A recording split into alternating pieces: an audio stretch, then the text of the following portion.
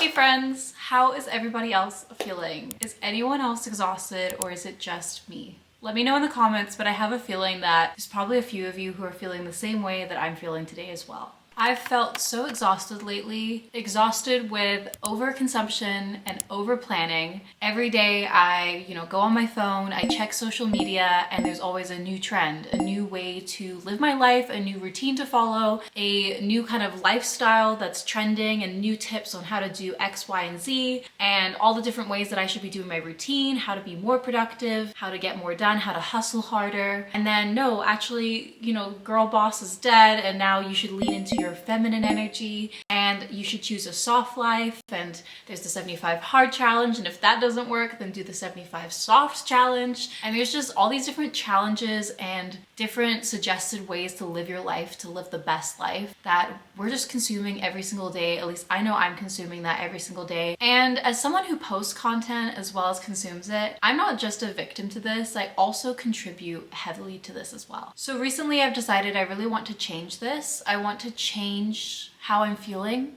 with the way I'm consuming things and planning. And I also want to change the way that I'm contributing to the content that has to do with all of this. So today I want this to be kind of like a de-influencing pep talk. I want to de-influence you on the overconsumption, the over-planning, and this is coming from someone who is a Notion addict. I love over-planning. I also have a terrible, or at least I have had a really terrible work-life balance. I've always been into working super hard, and I credit actually a lot of where I'm at today because of that. But I also feel like what's happened recently in my life is I've burned out, and I felt not just exhausted mentally, but also physically. If you watched my last vlog, you know I've been feeling really flustered and frantic lately. I was really stressed. I've had a really stressful January, which I was still thankful for because I love having lots of work come in. But at the same time, all of that stress I think led to me just being really ill for the last 2 weeks. I have a feeling maybe it was COVID or something, I don't know, but I do think also my recovery process was probably slower because I was so stressed. And then also when I was recovering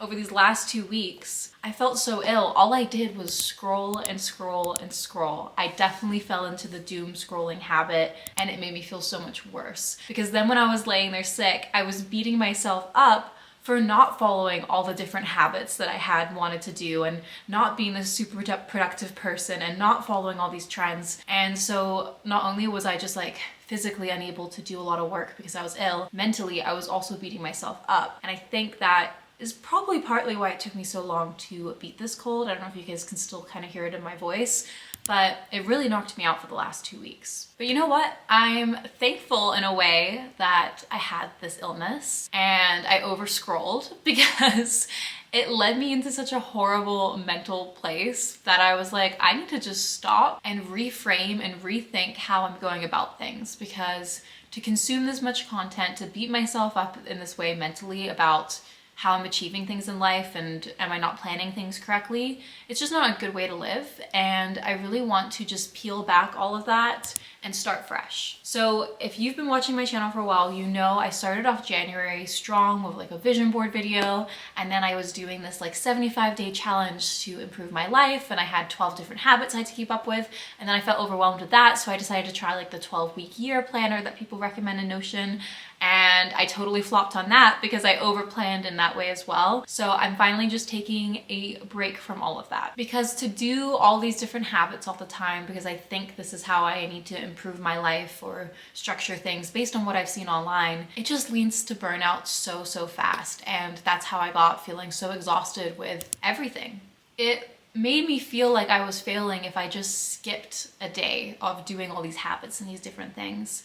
So if all of this sounds kind of familiar to you, I believe you may also be suffering from this overconsumption and overplanning exhaustion. So let's fix that. But how can we fix that? Well, I'm not gonna sit here and tell you to just stop consuming completely, although I have seen actually like a rise of videos lately on YouTube, because I think a lot of us are feeling this exhausted, of people who completely cut social media out of their lives and how it's made them feel. Now, in an ideal world, that sounds great, but for me, I use it for my business. I like connecting with friends online, and also I like to think of myself as an artist in a way, and I do think consuming can be a good thing, right? So I'm not going to say like completely cut consumption out. No, I think we need to reframe our approach to consumption to make it healthier. Same with planning. I'm never going to be someone who doesn't plan. I love to plan. I love Notion. I love all the different ways that you can plan your life out, but I also know that I need to take a healthier approach to that as well. So I need a healthy system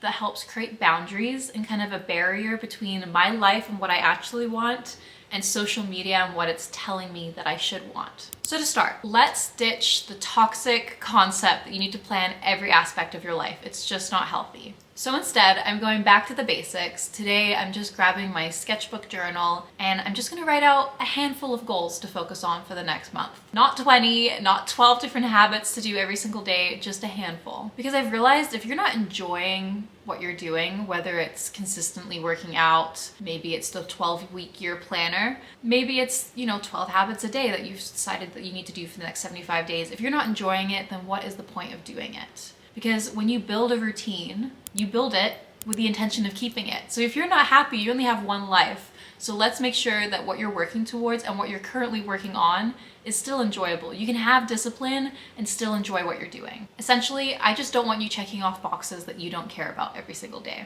So I'm gonna show you my new just minimal page for just the next month in my journal and how I'm basically peeling back my planning just for now to test this out and just take a more minimal approach. I'm going to create a page called my realistic routine.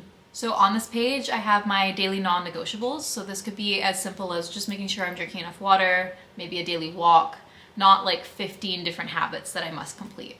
Then after that, I have my weekly focus. So these are just going to be a handful of things that I know I really want to focus on getting done this week. So then I also have my long-term goals, and this is just a section to write down like maybe 1 to 3 goals that I really want to focus on this year. And the reason I have this on this page is just to remind myself like what the big picture is, so that when I work on, my weekly goals, they're in a way tying me in back to that, so I'm not forgetting that. But that's it. That's all I'm doing on this page. I'm keeping it extremely simple. I'm not over planning it. I'm not building out multiple Notion templates on it. This is just to keep me mentally clear with my goals for the next month and stress-free. And really it's just gonna give me like space to breathe. If I miss something, it won't be the end of the world because I'm not juggling 1,000 things. And I think a big part of de-influencing yourself from all these expectations is realizing just because everyone else is doing something doesn't mean that you have to. If you don't like going to the gym, but you see everyone being like, you have to wake up at 5 a.m. and go to the gym and do all this. That's not true. You don't have to do that. And I think yes, there's always good intentions behind those routines because I think moving our body and embracing healthy habits is a positive thing, right? But you don't have to do it in the way that everyone else is doing it. One thing I've loved doing recently is this like the Pilates with a reformed Pilates. I love going with friends because it feels like a fun activity. Like I am getting a lot of joy from that. It's different. I haven't really done it before, and I've just loved the few classes that I've gone to, and I want to keep doing that because it's a fun way to get a good workout in. And I think it's the same for anything else. If you love hiking, you love yoga, perhaps you love rock climbing, cycling, just do a sport or an activity that moves your body. You don't have to be like, okay, I have to go to the gym and I have to do these movements because that's what all these fitness influencers or people that I really admire online are doing. Success looks different for all of us, and I think that's the same with building good, healthy routines as well. And I know that sounds super common sense, but I'm telling myself that because I get lost in all of this sometimes. So I'm assuming there's other people out there that are the same. So I'm kind of talking to us people out there. It is really easy to just get lost in what you consume online and forget these very simple realities. Another tip that I have for de-influencing you on this over-planning and over-consumption is to ask yourself this simple question. Do I want to do this, or do I feel like I should be doing this? If you're only doing something because it's the latest social media trend, or you're just copying other people you see online do it, it's time to let it go. I really recommend trying to shift to a lifestyle that aligns with what you enjoy and what you value. So that kind of takes care of the over-planning issue.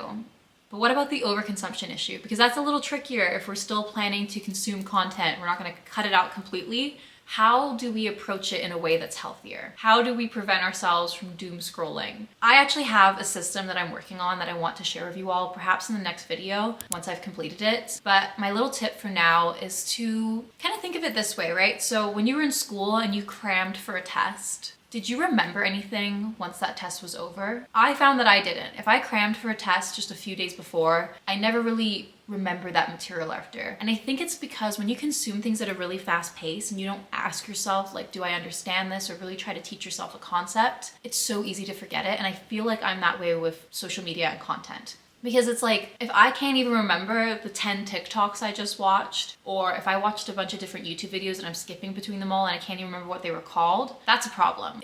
It's helpful to have content because it can teach you a lot of things, but if you're not even remembering things of it, you're just kind of filling your time with that. So my tip is to take a step back. When you watch something, give yourself a moment to pause and think, how did that make me feel? Do I agree with that statement? And if I do, like, why do I agree with that? Or, wow, that quote was really interesting. Maybe you note it down. Hint, hint at what my system will be when I present it to you all in the next video. But just slow down with the way you're consuming it and really take time to perhaps like hit pause, whether you're watching a video, maybe you're watching a TV show, and think to yourself, okay, why is it making me feel the way that I feel when I'm consuming this content? Ask yourself some questions and just take like a few seconds to think about it, because we don't take any time. We just keep skipping to the next content without thinking about it, and then you forget everything. So I think that's going to really help you at least be more aware of what you're consuming. I also want to pick routines that I love, build a routine based on things I like, not just things that I see online that I think I should like. And I know that my mental and physical health will thank me for this.